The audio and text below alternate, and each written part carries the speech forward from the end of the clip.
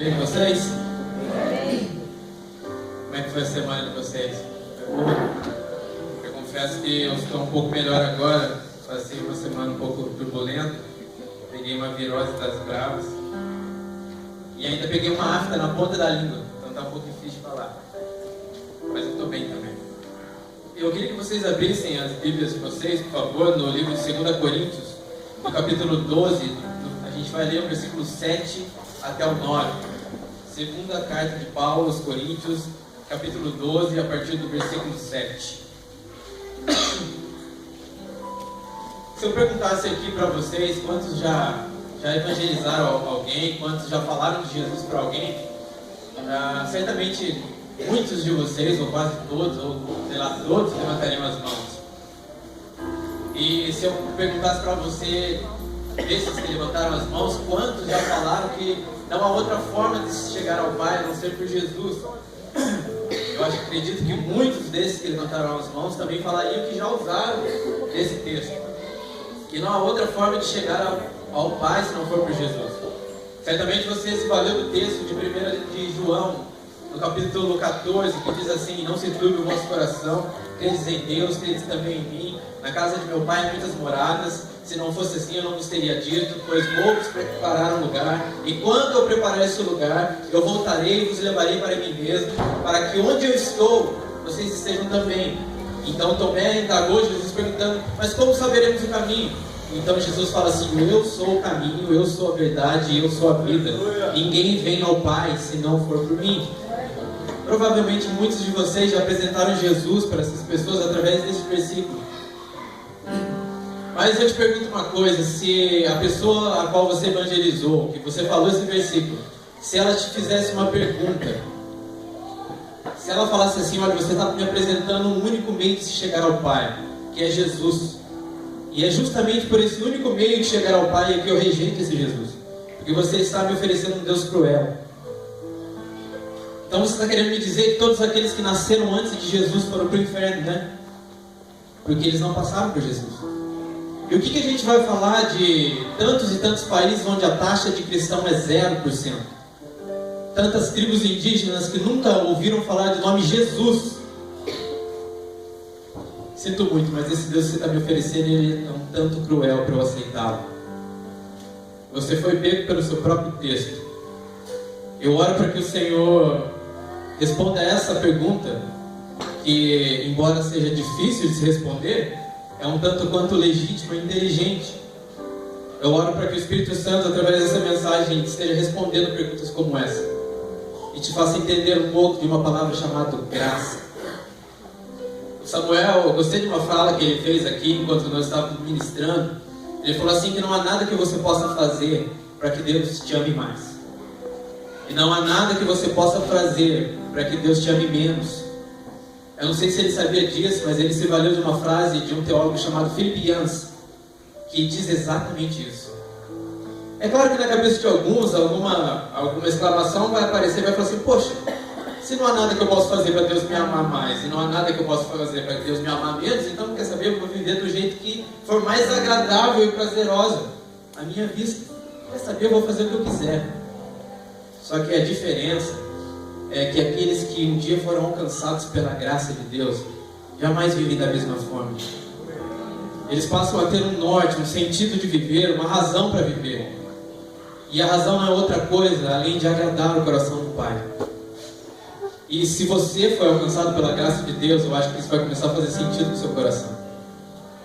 As coisas que valem a pena para aqueles que estão do seu lado, para você já não faz tanto sentido. Mas vamos ler o texto que a gente acabou de abrir. Segunda carta de Paulo aos Coríntios, no capítulo 12, a partir do versículo 7, nós leremos até o versículo 9. E para que não se ensoberbecesse com a grandeza das revelações, foi-me posto um espinho na carne, mensageiro de Satanás, para me esbofetear, a fim de que não me exaltasse. Por causa disso, 3 vezes pedi ao Senhor que o afastasse de mim. Então ele me disse: a minha graça te basta, porque o poder se aperfeiçoa na fraqueza. De boa vontade, pois, me gloriarei nas fraquezas, para que sobre mim repouse o poder de Cristo. Sabe, esse texto já foi alvo de muitos estudos. Muitos estudiosos gastaram horas estudando esse texto para saber o que seria o espinho na carne de Paulo. Especulações surgiram. Alguns pensam que o espinho na carne de Paulo seria uma deficiência física e isso atormentava. Outros acreditam que o espinho na carne de Paulo era uma doença psíquica, que ele era depressivo, sofria de depressão e todas as noites algumas coisas vinham atormentar a mente de Paulo e isso também tirava a paz de Paulo. Outros acreditam que o espinho na carne de Paulo, que tirava a paz dele, eram as lembranças. Porque não sei se você está ligado, Paulo ele perseguiu muitos judeus. Ele perseguiu muitas pessoas que aceitaram Jesus. E de perseguidor ele passou a ser perseguido.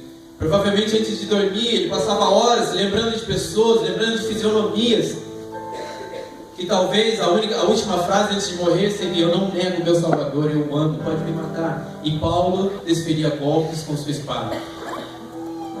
Mas uma coisa se sabe é que tudo isso são especulações. Ninguém sabe ao certo o que era o espinho na carne de Paulo. A única certeza de todos os estudiosos é que era algo que realmente tirava a paz de Paulo. Era algo que realmente tirava horas de sono de Paulo. Era algo que o incomodava de uma maneira tão grande que fez com que ele 3 vezes clamasse a Deus para que fosse retirado esse espinho da carne de Paulo. Sabe uma coisa que eu acho muito interessante? É que a palavra de Deus muitas vezes fala conosco através de suas linhas. Mas se você caçar, você vai encontrar falas de Deus falando contigo também nas entrelinhas. O que me chama a atenção nesse texto não é exatamente o que Paulo diz, mas é o que ele deixa de dizer. Não é exatamente o que ele falou, mas o que ele não falou. Não é aquilo que está explícito no texto, mas é aquilo que está implícito no texto. É aquilo que você tem que tomar um pouco de cuidado, de observar um pouco com mais profundidade. Você vai encontrar o que está querendo dizer aqui. Sabe uma coisa que me chama a atenção?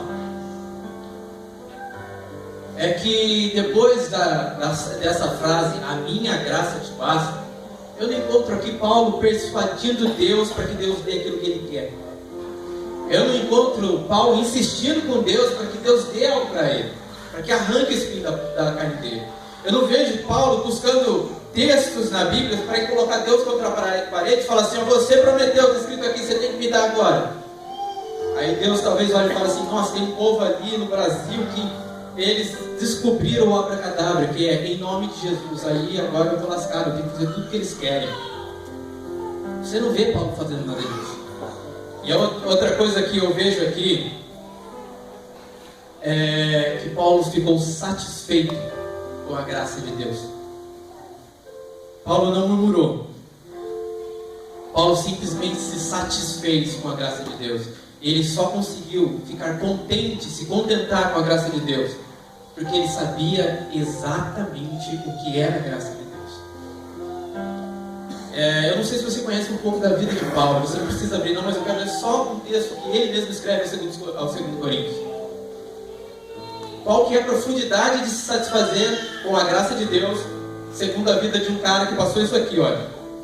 Ora, isso está em 2 Coríntios 11, 23, você não precisa abrir para a gente perder muito tempo, porque a hora está um pouco avançada.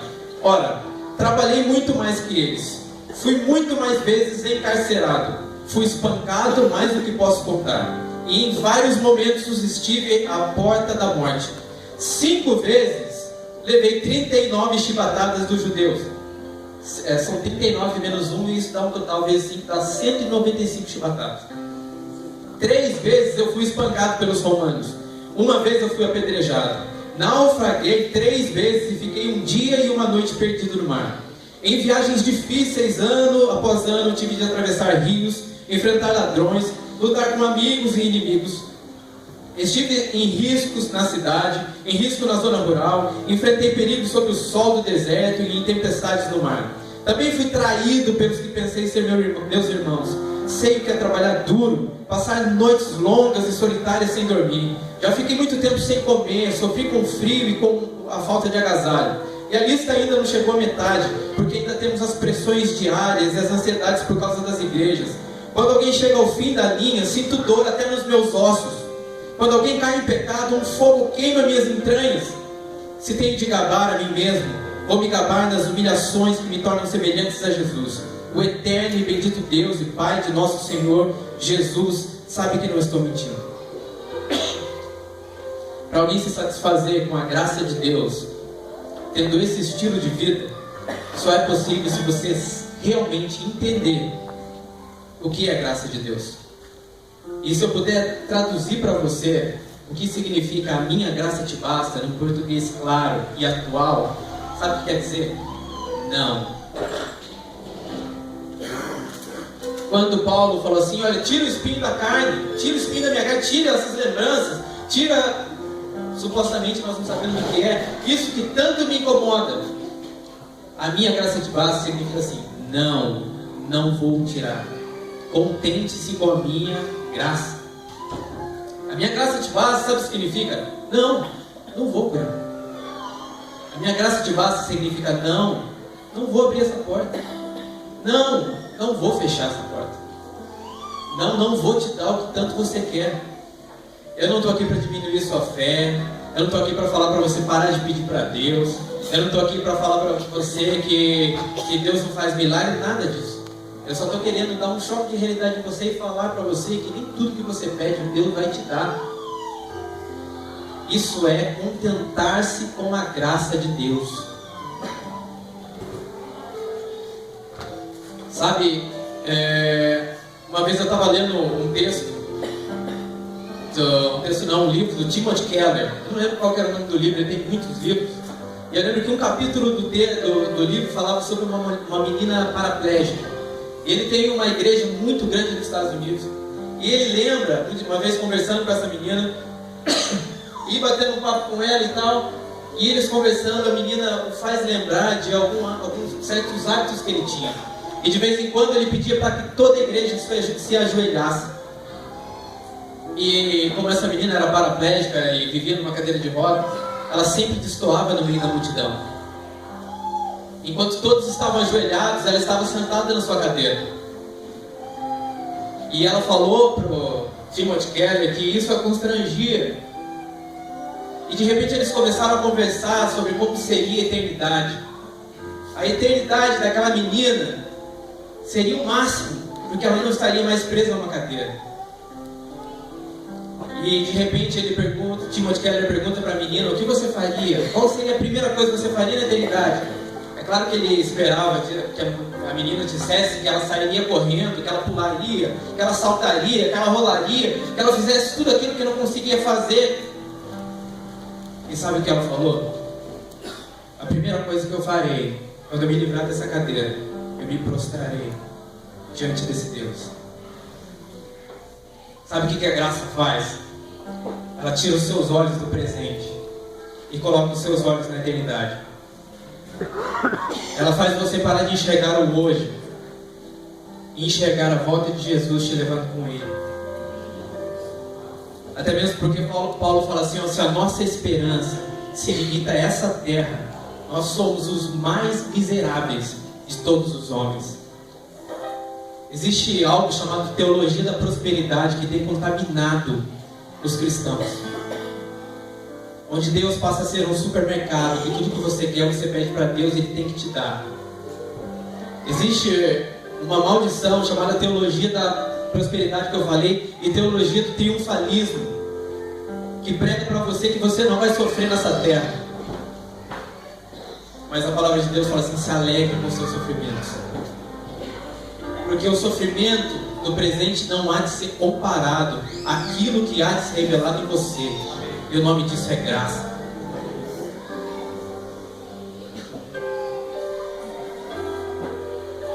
A graça de Deus faz entender a fala de Paulo, quando ele fala assim, olha, eu estou assentado com Cristo em lugares celestiais. Isso aí está em Efésios 2:5. Mas você para pensar, peraí, imagina Paulo escrevendo, ele falando, eu estou assentado com Cristo em lugares celestiais, mas como que eu estou lá com Cristo se eu estou aqui? Não sei se você sabia, mas a distância entre a Terra e o Sol é de 149 milhões de quilômetros.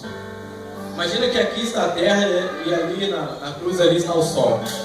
Existe uma distância de 149 milhões de quilômetros entre aqui e ali.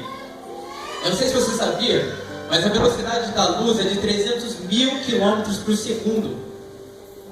Ou seja, se nós ligássemos uma lanterna muito potente que pudesse ser vista lá na... Não lembro se aqui é a Terra, porque é o Sol. Você sabe? O Sol lá, a Terra aqui. Imagina eu ligando uma lanterna aqui.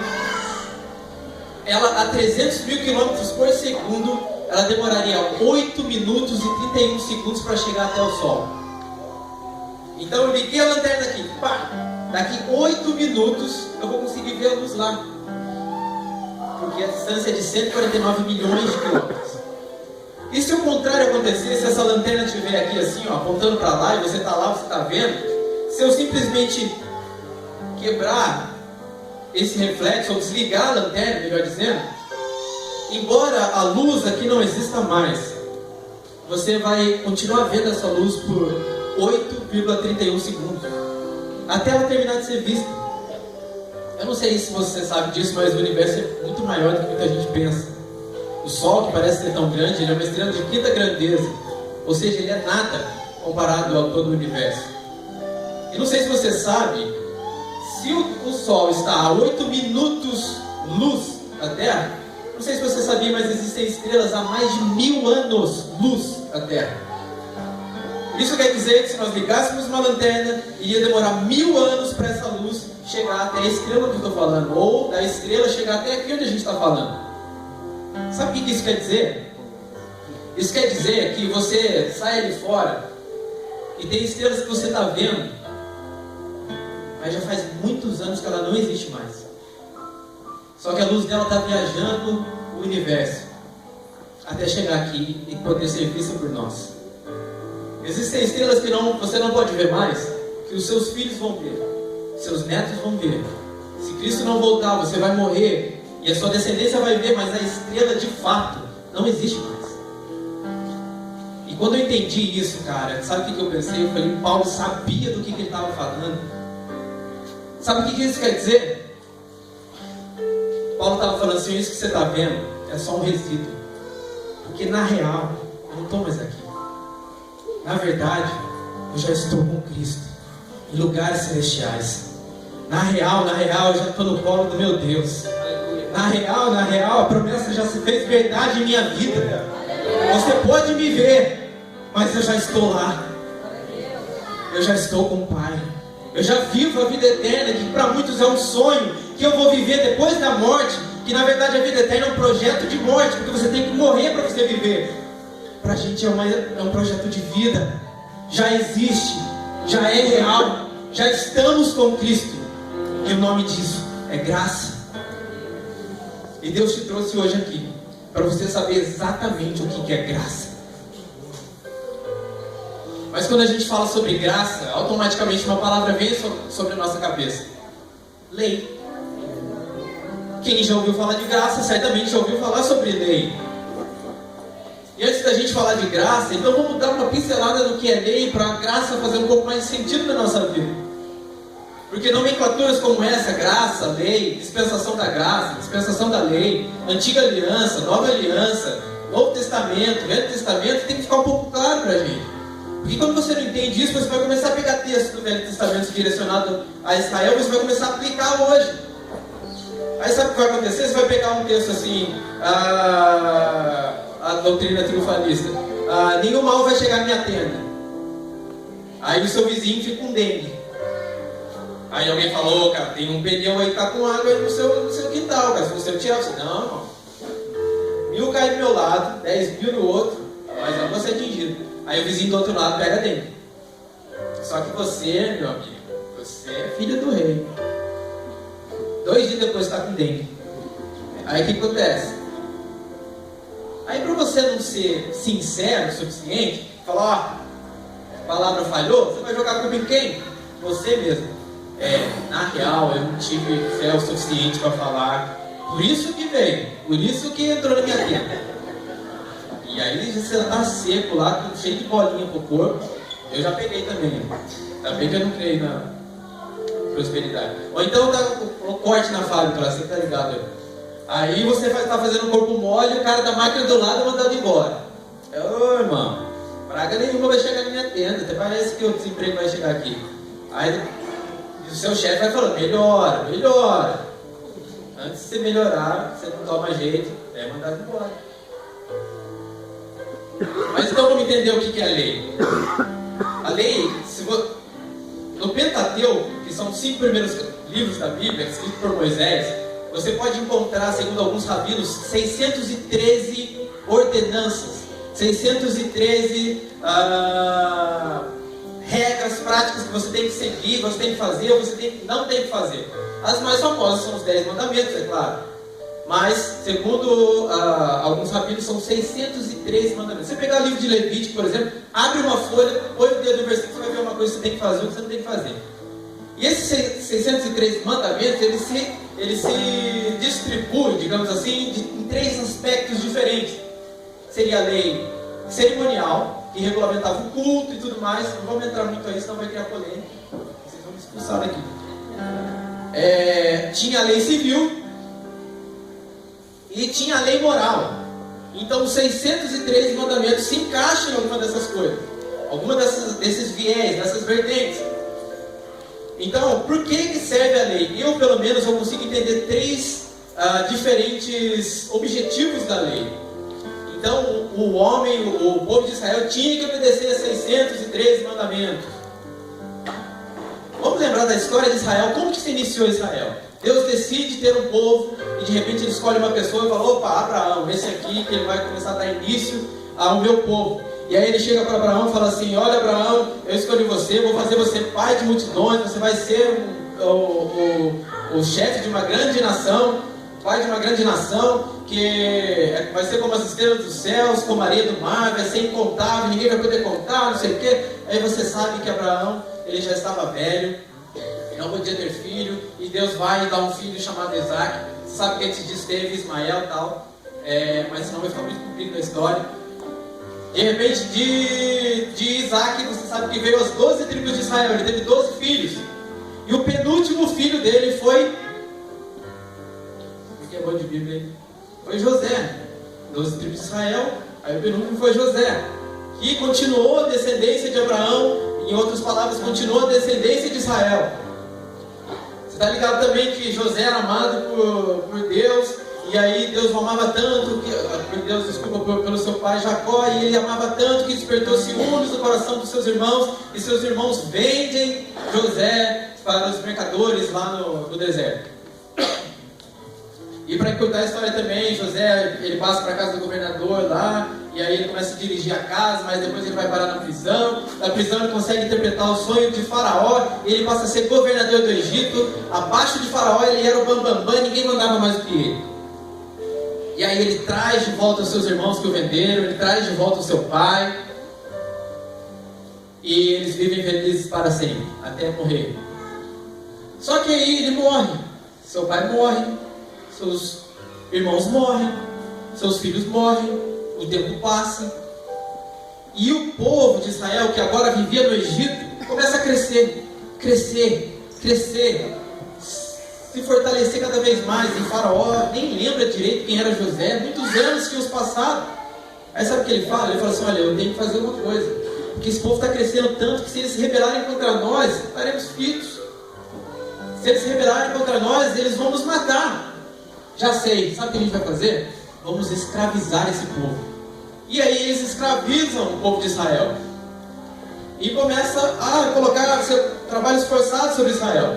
E aí você sabe que Deus levanta um libertador chamado Moisés. Aí, cara, tá, isso aí, levanta Moisés.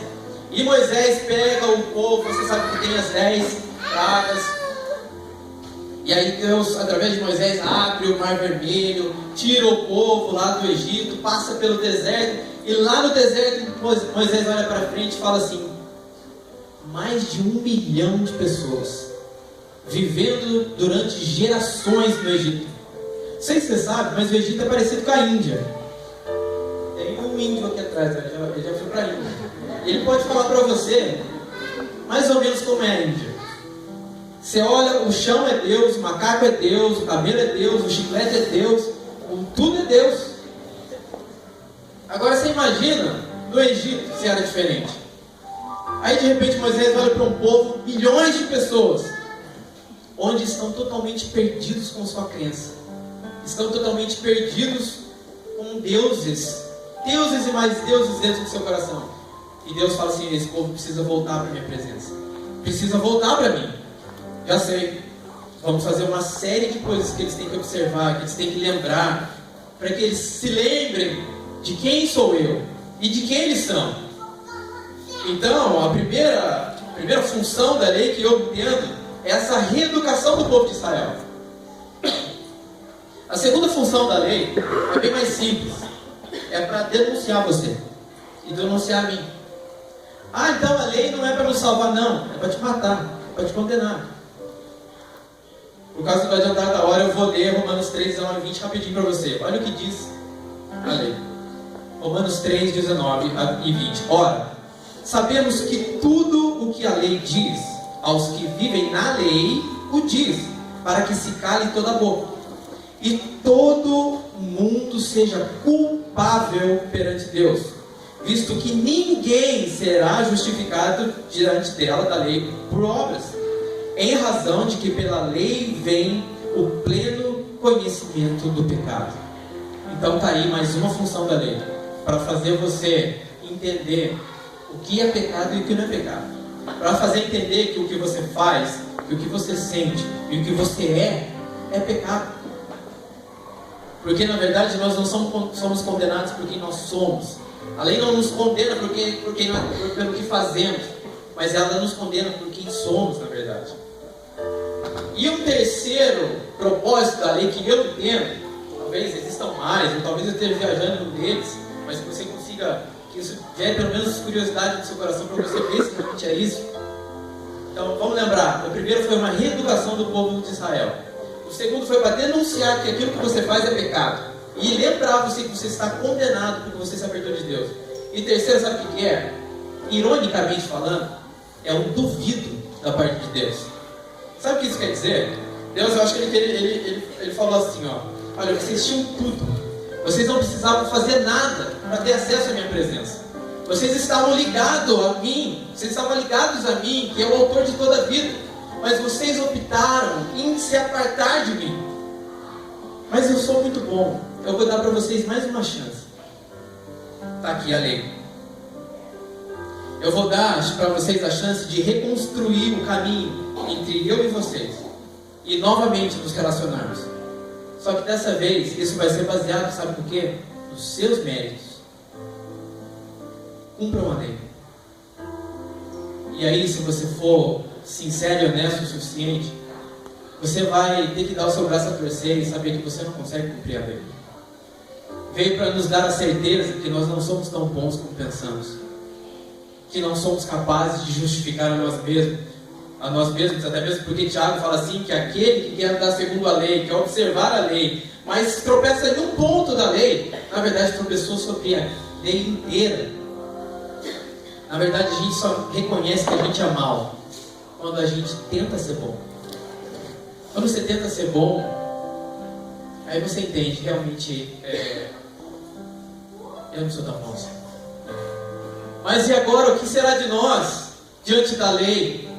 O que será de nós diante das consequências da lei? Se você está em Cristo, e se você entendeu o que é graça, e se você entender, Romanos vai falar assim: porque o fim da lei é Cristo. Porque Cristo veio e viveu tudo aquilo que você não conseguiu viver.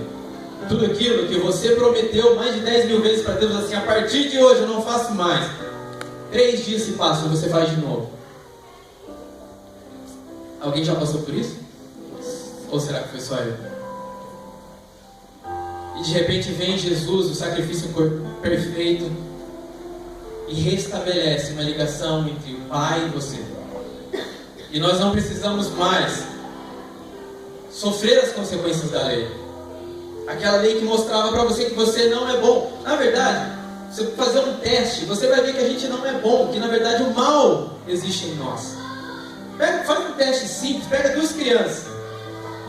Pega aí 2 meninas, pega a Estela e a Melissa. Pega 2 crianças que sejam e coloca só um brinquedo ali no meio. para brigar você não vai precisar ensinar. Você vai ter que ensinar a dividir. Porque o mal do egoísmo já mora dentro do ser humano. Se você colocar uma boneca... Na verdade não, porque criança pequenininha mesmo não gosta de boneca. Sempre gosta porque não pode. Até nisso, ó. Põe uma boneca e um fio desencapado. Vai no fio desencapado. Quem tem filho sabe disso. Você tem um menininho de, sei lá, de 1 ano e meio. Põe um carrinho colorido e um ferro de passar roupa aqui. Pode ser aquele ferro antigo, preto e cinza. E tem uma pecinha vermelha para ligar e desligar assim só. Vai no ferro. Por exemplo, se eu chegar para você e falar assim, Brunão, faz uma cara de alguém piedoso, um cara bom. Não, mas sem ser fingido. A gente não vai saber fazer. Agora se eu falar para você assim, ó, faz uma cara de alguém irado, mal, nervoso, com ódio, você sabe exatamente o que você vai fazer. Então pela lei você sabe quem você é de verdade. Mas a graça te possibilita saber. Lembra da luz? Onde você pode estar. Sabe a lei? São 613 pontos para você obedecer. E aí você fala, não, eu tenho que amar. E você tenta amar o seu irmão, você não consegue, você se frustra, você chora. A lei é uma miragem. Sabe, você já viu aqueles filmes no deserto, miragem, que o cara tá andando, de repente lá na frente ele olha assim, nossa, olha um oásis. Coqueiro, coco lá em cima, carregado ainda, até canudo tem o rio e tal, e aí o restinho de energia que você tem, você joga aquela energia e você morre, porque na verdade não existe. Isso é lei. Você cai da lei. E se você caiu em um ponto, você caiu em todos, que é o que a gente acabou de ler aqui em Tiago. Sabe o que é a graça? Enquanto a lei é uma lista de obrigações para serem cumpridas, você tem que amar, você tem que perdoar. A graça é alguém morando dentro de você. É um ser fazendo de você morada e habitação dele, que te constrange, que te empurra, que te leva a ser cada dia mais parecido com Jesus. E aí você olha e você não ama porque tem que amar, mas porque o próprio amor decidiu morar dentro de você. E quando você olha para o seu irmão, você fala, ele mora ali também. E você ama. E você perdoa. Você não deixa de pecar, porque é um mandamento não pecar. Você deixa de pecar, porque pulsa dentro de você a promessa de que aqueles que são santos verão o Senhor. E Ele mora dentro de você. E aquilo que você vê através dos seus olhos espirituais hoje vai fundir com os seus olhos naturais e você vai vê-lo. Essa é a diferença entre a lei e a graça. Eu lembro a primeira vez que a Melissa correu na vida dela. Eu não sei se vocês sabem, a Melissa é minha filha, de 2 anos e meio. Foi no jogo do Brasil, na Copa. A gente estava na casa da tia da Claudinha. E tinha uma rampinha cimentada assim que ela subia andando e de repente descia correndo. Correndo não, descia andando. De repente ela subiu um pouco mais a rampa e ela pegou tanto embalo que não conseguiu descer andando e ela correu. Na verdade ela está aprendendo a correr até hoje. Ela corre mais rápido com a parte de cima do que com a parte de baixo. Você olha em cima, ela está correndo muito rápido, ela está quase andando embaixo. Mas aquele dia ela correu e ela gostou tanto que não quis parar mais. E com certeza o que aconteceu? Se esborrachou no chão em uma dessas corridas. E quando ela caiu, eu fui para cima dela, eu levantei ela, eu bati a poeira dos seus joelhos, eu falei, filha, você acabou de aprender, vai cair mesmo, corre mais, não chora, volta a correr. Isso é graça. Quando você cai, a lei te aponta o dedo e fala, pecou, você foi denunciado, não conseguiu, se frustrou, mas os braços da graça de Deus te colocam de pé e fala, eu espero que você mais fracasse do que você pensa. Eu sei que você vai cair. Você está aprendendo agora. Você vê a metade do caminho. Eu vejo o serviço pronto.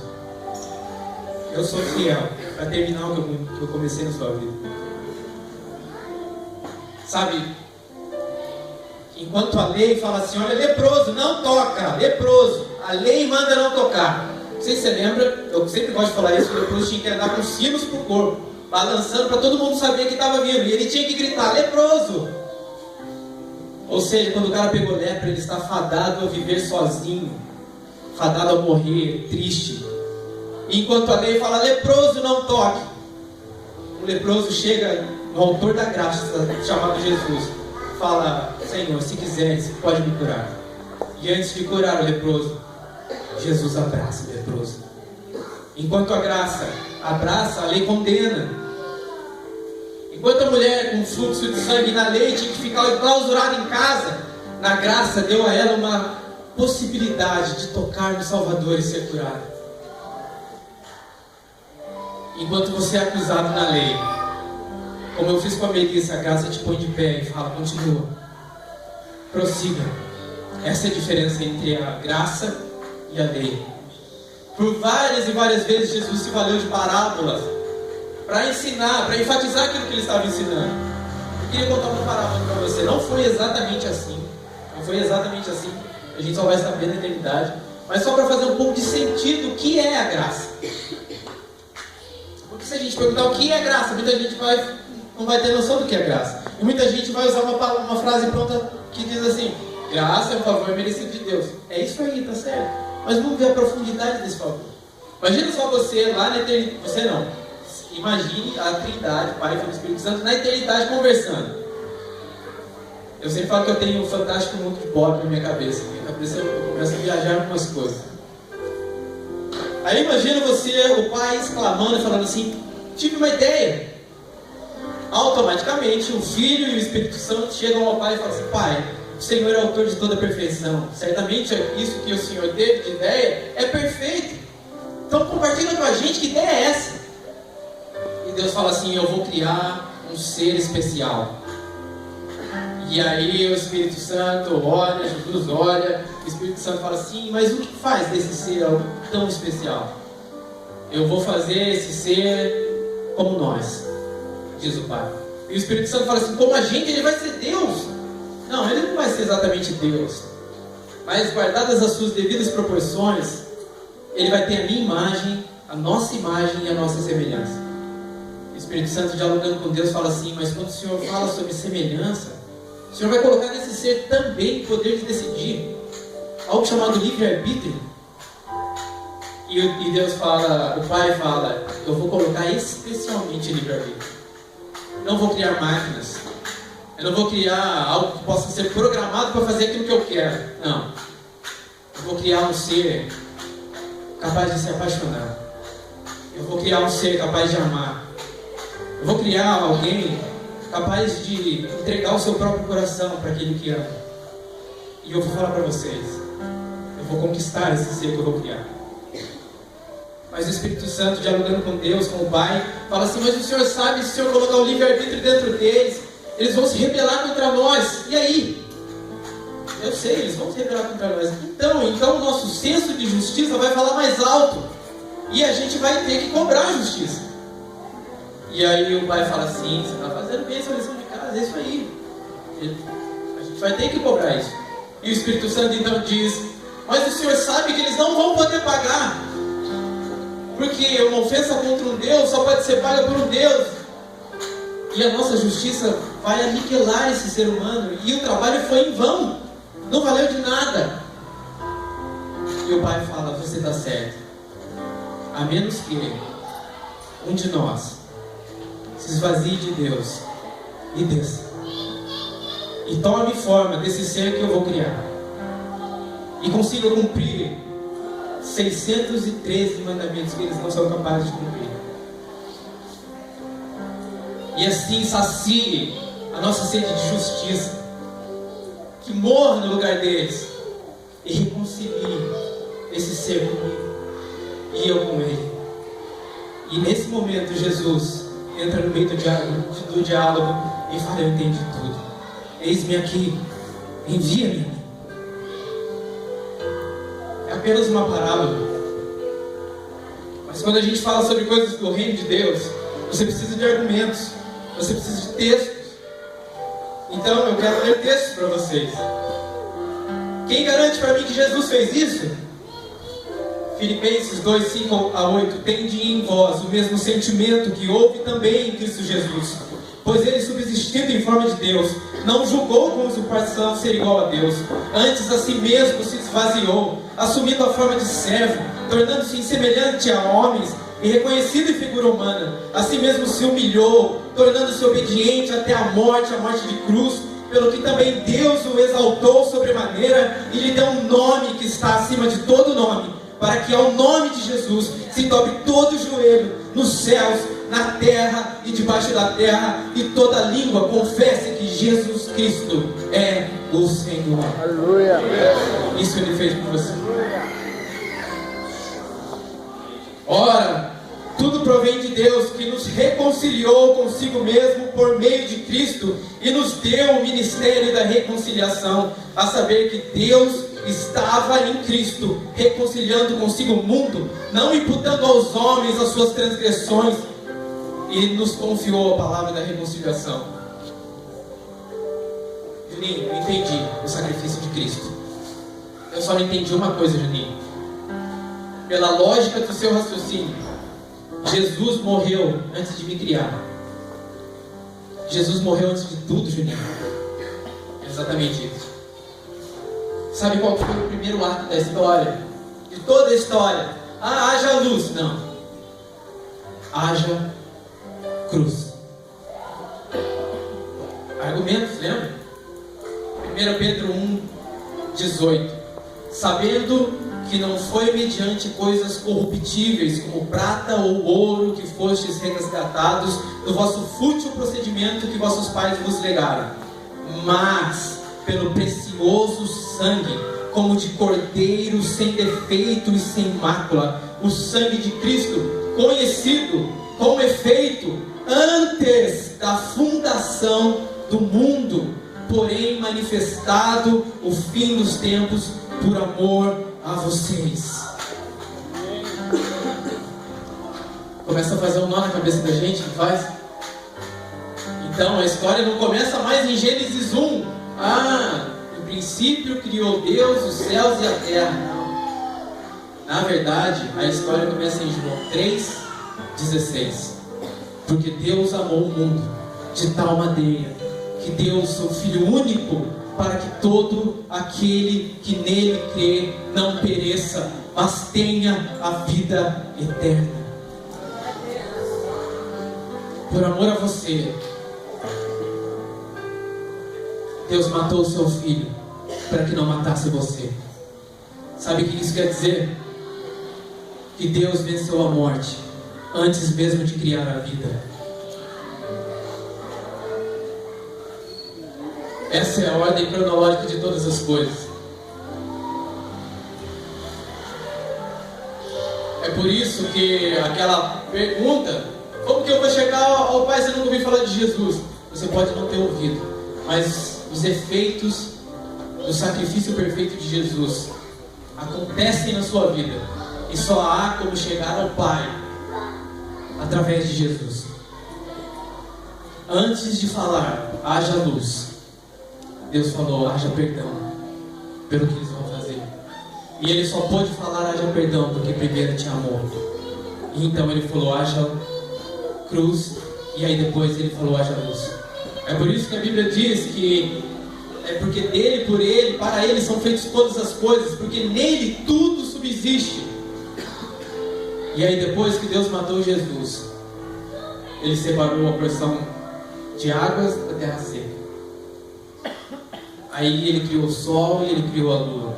E assim foi o primeiro dia. E aí depois Ele povoou os céus de pássaros. Ele povoou o mar de peixes. E aí Ele criou os répteis.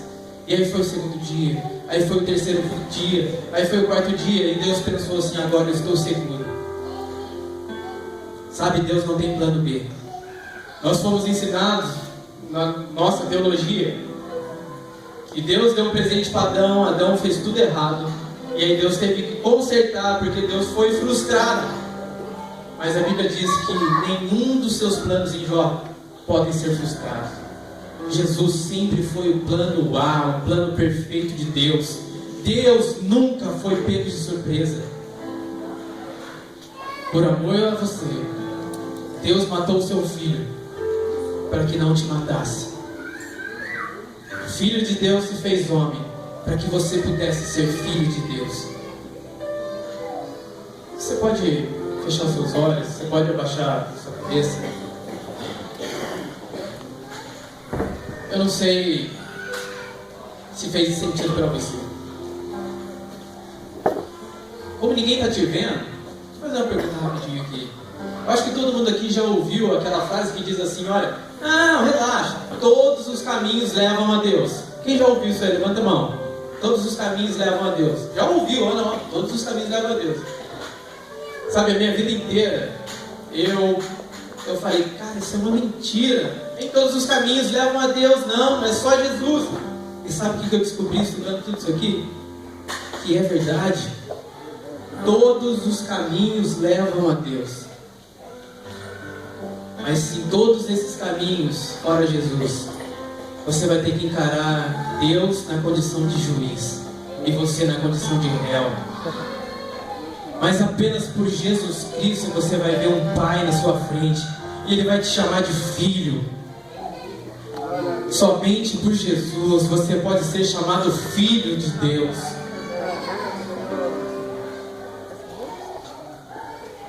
Só Jesus pode te levar ao Pai. Uma vez eu ouvi uma música que eu gostava bastante, que diz assim, quando eu entro em tua presença pelas portas do louvor, chego ao alto santuário, faço a face do Senhor. Isso é do CD da Oficina G3, Indiferença, se não me engano, muito bom. Mas existe um grave erro teológico aqui. Você jamais chega a Jesus, a Deus, por qualquer outra porta que não seja Jesus. Se você acha que você chega a Deus através da adoração, você está enganado redondamente. Jesus é o único caminho que te leva ao Pai. E você pode chegar em adoração. Você pode chegar através de Jesus a Deus e oferecer a Ele ações de graça. Eu não sei o que está passando no seu coração agora. Eu não sei se fez sentido para você todas essas palavras. Mas você que entendeu que foi alcançado pela graça de Deus e que Ele te ama e te amou tanto que antes de criar os céus e a terra, Ele criou a solução para você. E por amor a você, antes de criar a vida, Ele venceu a morte. Pelo menos para mim, isso só resta palavras de gratidão em meu coração. Palavras de gratidão em meu coração. Eu quero convidar você a fechar os seus olhos e orar comigo.